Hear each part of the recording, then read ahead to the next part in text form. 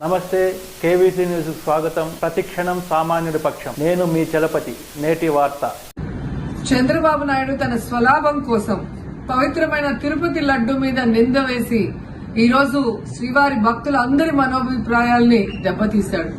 So మళ్లీ ఆ భక్తుల మనోభిప్రాయాల్ని పునరుద్ధరించాలని, దానికి సుప్రీంకోర్టు కలుగజేసుకుని ఇది విచారించి నిజానిజాలు తెలపాలని మొదటి నుంచి మేము కోరుకుంటూనే ఉన్నాం. ఈ రోజు సుప్రీంకోర్టు ఈ కేసుని స్వీకరించడం జరిగింది. ఈ కేసులో సుప్రీంకోర్టు కనుక కరెక్ట్ గా విచారిస్తే చంద్రబాబు నాయుడు అనుకో చేసిన అబద్దాలు ఖచ్చితంగా బయటకు వస్తాయి.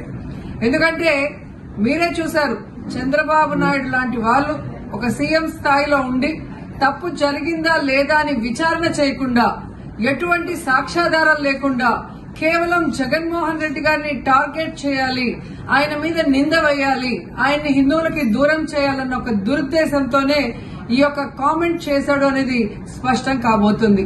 ఎందుకంటే ఈరోజు సుప్రీంకోర్టు ఈ కేసు తీసుకునేంత వరకు, ఆ డేట్ అనౌన్స్ చేసేంత వరకు సిట్ వేయనే లేదు.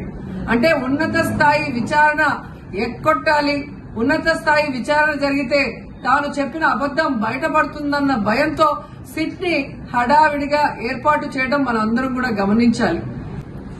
మొదటి నుంచి మాకు సిట్ మీద ఎందుకు నమ్మకం లేదు అంటే, తన పరిధిలో ఉన్న సిట్ ని చంద్రబాబు నాయుడు వేస్తే ఆల్రెడీ తను ఒక జడ్జిమెంట్ ఇచ్చేశాడు కాబట్టి దానికి లోబడే అధికారులు అబద్దాలు మాట్లాడతారు, నిజాలు చెప్పరు.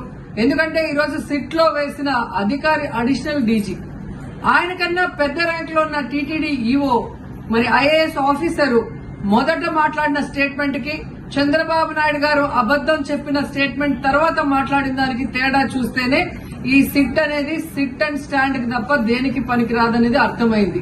అందుకే మేము మొదటి నుంచి అడిగాము, సుప్రీంకోర్టులో విచారణ జరగాలి, సిబిఐకి డైరెక్షన్ ఇచ్చి విచారిస్తే ఖచ్చితంగా మత కల్లోలాలు సృష్టించాలనుకున్న చంద్రబాబు నాయుడు అనుకో అందరికీ కూడా బుద్ధి చెప్పే అవకాశం దొరుకుతుందని. సో ఈ రోజు విచారణ స్టార్ట్ అయింది.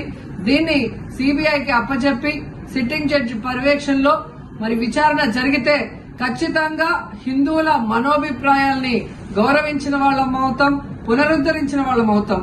లేకపోతే చంద్రబాబు నాయుడు వేసిన ఈ నింద పవిత్రమైన లడ్డూని తినాలా వద్దా, దీంట్లో కలిసిందా లేదా అన్న అనుమానంతోనే భక్తులందరూ కూడా ఈరోజు లడ్డూ తినకుండా వెళ్లిపోతుంటే ఒక తిరుపతి అమ్మాయిగా చాలా బాధేస్తుంది. ఈ రోజే అలగర్ కోయిల్ మదురై దగ్గర దక్షిణ తిరుమల చాలా పవిత్రమైన టెంపుల్.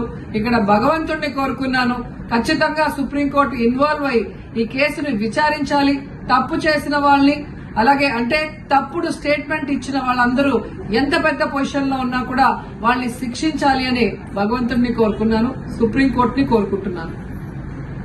ఇంతటితో నేటి వార్త సమాప్తం. మరిన్ని వార్తా విశేషాలతో మీ ముందుకు వస్తుంది KVC news. Until then, signing off మీ కేవీ చలపతి.